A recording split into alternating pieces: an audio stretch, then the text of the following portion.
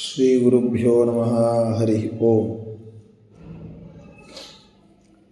ವರಮಹಾಲಕ್ಷ್ಮೀ ವ್ರತ ಶ್ರಾವಣ ಮಾಸದ ಶುಕ್ಲ ಪಕ್ಷದ ಶುಕ್ರವಾರದಂದು ಬರುವಂತಹ ವ್ರತ. ಸ್ತ್ರೀಯರು ಈ ವರಮಹಾಲಕ್ಷ್ಮಿಯನ್ನು ವಿಶೇಷವಾಗಿ ಮಾಡಿ ಪುತ್ರ ಪೌತ್ರ ಮತ್ತು ಗಂಡನ ಆಯುಷ್ಯಾದಿಗಳು ಇವುಗಳ ಅಭಿವೃದ್ಧಿಯನ್ನು ವಿಶೇಷವಾಗಿ ಮಾಡುವುದಕ್ಕಾಗಿ ವರಮಹಾಲಕ್ಷ್ಮಿಯನ್ನು ಆವಾಹನೆ ಮಾಡಿ ಅರ್ಚನೆ ಷೋಡಶೋಪಚಾರಗಳ ಮುಖಾಂತರವಾಗಿ ಸಂತೋಷವನ್ನು ಪಡಿಸಿ ಆ ನಾರಾಯಣನಿಗೆ ಪ್ರಿಯಳಾದಂತಹ ಅವಳನ್ನು ಸಂತೋಷಪಡಿಸಿದರೆ ಅವಳಿಗೆ ವಿಶೇಷವಾದ ಪ್ರೀತ್ಯಾಸ್ಪದನಾದಂತಹ ಭಗವಂತ ಸಂತೋಷವನ್ನು ಪಟ್ಟು ನಮಗೆ ಶ್ರಾವಣ ಮಾಸದ ಮೊದಲನೆಯ ಶುಕ್ರವಾರದ ಶುಕ್ಲ ಪಕ್ಷದಲ್ಲಿ ವಿಶೇಷವಾದ ರೀತಿಯಲ್ಲಿ ಅನುಗ್ರಹವನ್ನು ಮಾಡ್ತಾನೆ. ಅಂತಹ ನಿತ್ಯ ಮುತ್ತೈದೆ, ನಿತ್ಯಾಭಿಯೋಗಿನಿ, ಯಾವ ತರಹದ ದೋಷಗಳು, ಯಾವ ತರಹದ ಉಪದ್ರವಗಳಾಗಲಿ ವಿಸ್ಮರಣಾದಿಗಳಾಗಲಿ ಯಾವುದೂ ಕೂಡ ದೋಷಗಳು ಇಲ್ಲದೇ ಇರುವಂತಹ ಆ ಮಹಾಲಕ್ಷ್ಮಿ, ಅಂತಹ ಮಹಾಲಕ್ಷ್ಮಿಯ ಅವಳು ಭಗವಂತನನ್ನು ಬಿಟ್ಟು ಒಂದೂ ದಿನವೂ ಕೂಡ ಇರೋದಿಲ್ಲ. ಕಥೆಗಳಲ್ಲೆಲ್ಲ ಬಂದಿರಬಹುದು, ಭಗವಂತನನ್ನು ಬಿಟ್ಟು ಹೋದಳು, ಅಲ್ಲಿ ಹೋಗಿ ತಪಸ್ಸು ಮಾಡಿದಳು ಅಂತ. ಭಗವಂತನನ್ನು ಬಿಟ್ಟು ಹೋದರೂ ಕೂಡ ಅದು ಲೋಕದ ದೃಷ್ಟಿಯಲ್ಲಿ ಮಂದರು ಹಾಗೆ ತಿಳಿದುಕೊಳ್ಳುತ್ತಾರೆ. ಆದರೆ ಯಾವಾಗಲೂ ಭಗವಂತನ ವಕ್ಷಸ್ಥಳದಲ್ಲಿ ಇರುವಂತಹ ಆ ಮಹಾಲಕ್ಷ್ಮಿ, ಅಂತಹ ಮಹಾಲಕ್ಷ್ಮಿಯು ಸಮುದ್ರ ಮಥನದ ಸಮಯದಲ್ಲಿ ಪ್ರಾದುರ್ಭಾವ ಆದದ್ದು. ಆ ಪ್ರಾದುರ್ಭೂತಳಾಗಿ ಯಾವ ದೇವತೆಗಳು ಕೂಡ ಅವಳನ್ನು ಮದುವೆ ಮಾಡಿಕೊಳ್ಳಬೇಕು ಅಂತೆಂಬ ಅಪೇಕ್ಷೆ ಇರಲಿಲ್ಲ. ಯಾಕೆಂದರೆ ಯೋಗ್ಯತೆ ಇಲ್ಲ ಮತ್ತು ಭಗವಂತನನ್ನು ಬಿಟ್ಟು ಬೇರೆ ಯಾರನ್ನೂ ಇವಳು ಮದುವೆ ಮಾಡಿಕೊಳ್ಳೋದಿಲ್ಲ ಎನ್ನುವಂತಹ ಜ್ಞಾನ ಆ ದೇವತೆಗಳಿಗೆ ಇದ್ದಾಗ ಆ ಸಮುದ್ರ ಮಥನದಲ್ಲಿ ಹುಟ್ಟಿದಂತಹ ಲಕ್ಷ್ಮೀದೇವಿ ಎಲ್ಲರಲ್ಲಿಯೂ ದೋಷದ ಚಿಂತನೆಯನ್ನು ಮಾಡಿ ಆ ಮಾಲೆಯನ್ನು ಭಗವಂತನ ಕುತ್ತಿಗೆಗೆ ಹಾಕಿ ಮದುವೆ ಮಾಡಿಕೊಂಡಳು ಅಂತೆನ್ನುವಂತಹ ಸುದ್ದಿಯನ್ನು ನಾವು ಕೇಳ್ತೇವೆ. ಅಂತಹ ದೊಡ್ಡದಾದಂತಹ ಸ್ಥಾನದಲ್ಲಿ ಇದ್ದು ಯಾವತ್ತೂ ಭಗವಂತನನ್ನು ಬಿಡದೆ ನಿತ್ಯ ಮುತ್ತೈದೆಯಾಗಿ ಅವಳು ಇದ್ದಾಳೆ. ಇಷ್ಟು ವರ್ಷ ಅಷ್ಟು ವರ್ಷ ಅಂತೆನ್ನುವಂತಹದ್ದು ಸಾಮಾನ್ಯ ಜನರಿಗೆ ಆ ಮುತ್ತೈದೆ ಎನ್ನುವಂತಹದ್ದು ಇರಬಹುದು ಧರ್ಮ. ಆದರೆ ಲಕ್ಷ್ಮೀದೇವಿಯ ಗಂಡ, ಅವನಿಗೆ ಹುಟ್ಟು ಇಲ್ಲ, ಮರಣ ಇಲ್ಲ, ಯಾವ ದೋಷಗಳೂ ಇಲ್ಲ.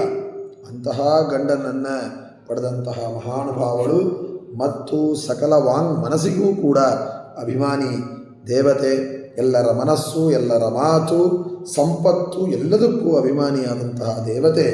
ಅಂತಹ ಆ ಮಹಾಲಕ್ಷ್ಮಿಯ ಅನುಗ್ರಹವನ್ನು ಸ್ತ್ರೀಯರು ಪಡೆಯುವುದಕ್ಕಾಗಿ ಶ್ರೇಷ್ಠವಾದ ರೀತಿಯಲ್ಲಿ ಅವತ್ತು ಪೂಜೆ ಮೊದಲಾದವುಗಳನ್ನು ಮಾಡಿ ಅವಳನ್ನು ಸಂತೋಷಪಡಿಸಬೇಕು. ಸಂತೋಷಪಡಿಸಿ ಸಕಲ ಸಂಪತ್ತುಗಳು ಬೇಕಾದವಂತವನು ಈ ಲೌಕಿಕವಾದ ಸಂಪತ್ತಕ್ಕಿಂತಲೂ ಕೂಡ ದೊಡ್ಡದಾದಂತಹ ಸಂಪತ್ತು ಅದು ಮೋಕ್ಷ. ಆ ಮೋಕ್ಷ ಸಂಪತ್ತನ್ನು ಕೂಡ ಅವಳ ಜ್ಞಾನದಿಂದ ಅವಳನ್ನು ಭಗವಂತನಿಂದ ಪ್ರತ್ಯೇಕರಿಸಿ ಎಂದಿಗೂ ನಾವು ನಮಸ್ಕಾರ ಮಾಡಲೇಬಾರದು. ಭಗವಂತನ ಜೊತೆಗೇನೆ ಈ ವರಮಹಾಲಕ್ಷ್ಮಿ ವ್ರತವನ್ನು ಮಾಡಿ ಅವಳಿಗೆ ಸಂತೋಷವಾಗ್ತದೆ. ಅವಳು ಜ್ಞಾನ, ಮಾತಾಡೋದು, ಮಕ್ಕಳು ಇವು ಎಲ್ಲವನ್ನೂ ಕೂಡ ಅವಳು ಕೊಡ್ತಾಳೆ.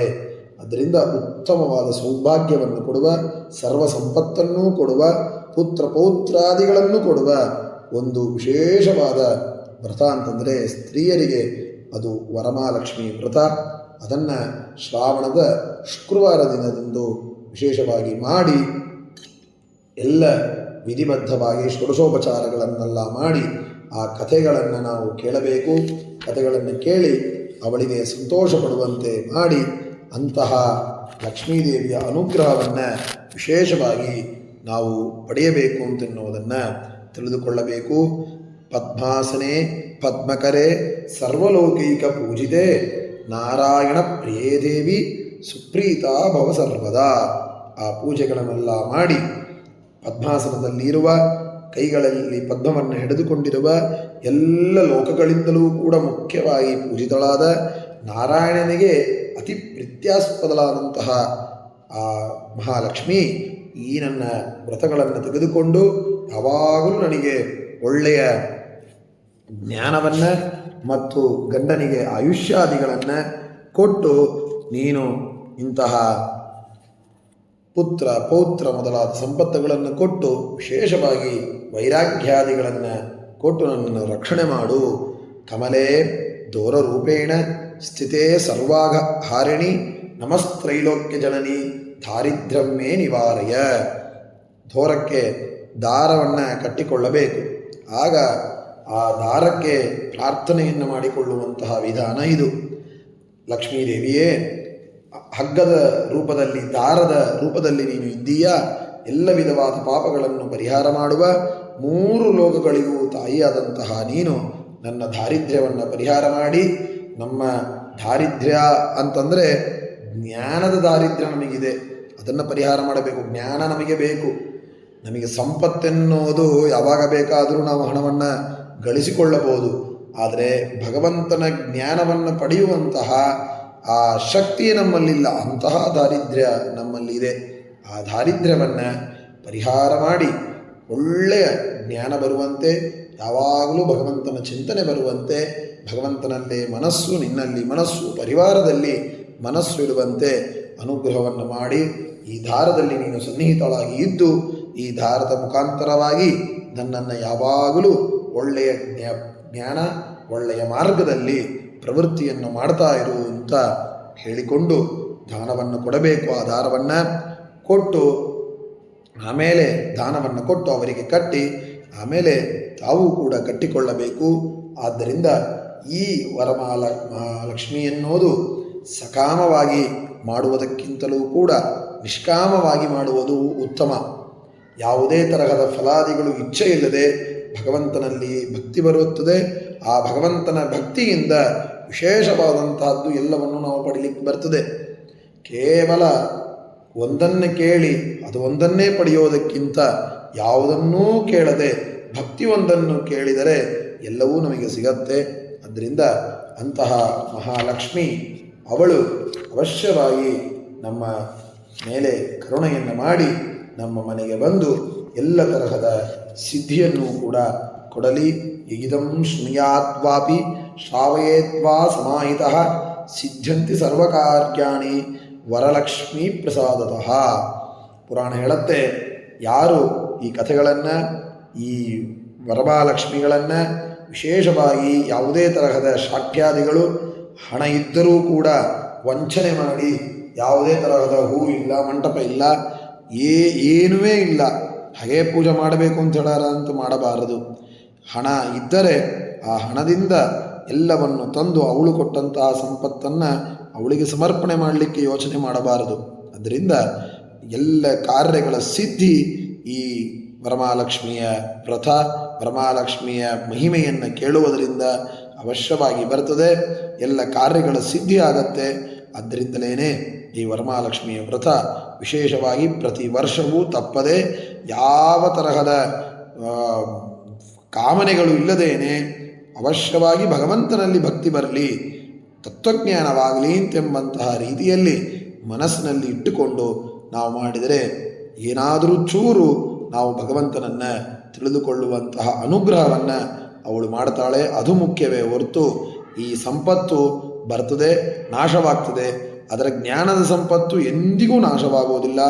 ಅಂತಹ ಜ್ಞಾನದ ಸಂಪತ್ತನ್ನು ಕೊಡುವಂತಹ ಉತ್ತಮ ಆದಂತಹ ಭಗವಂತನಿಗೆ ಅತೀ ಪ್ರಿಯಳಾದಂತಹ ಆ ಲಕ್ಷ್ಮೀದೇವಿ ಅವಳು ನಮ್ಮ ಮೇಲೆ ಅನುಗ್ರಹವನ್ನು ಮಾಡ್ತಾಳೆ. ಆದ್ದರಿಂದ ವೈಭವದಿಂದ ಏನು ನಿಮಗೆ ಕೊಟ್ಟಿದ್ದಾನೆ ದೇವರು ಅದನ್ನು ಅವಳಿಗೆ ಸಮರ್ಪಣೆ ಮಾಡಿ ಆ ಭಗವಂತನ ಅನುಗ್ರಹಕ್ಕೆ ಪಾತ್ರರಾಗಬೇಕು.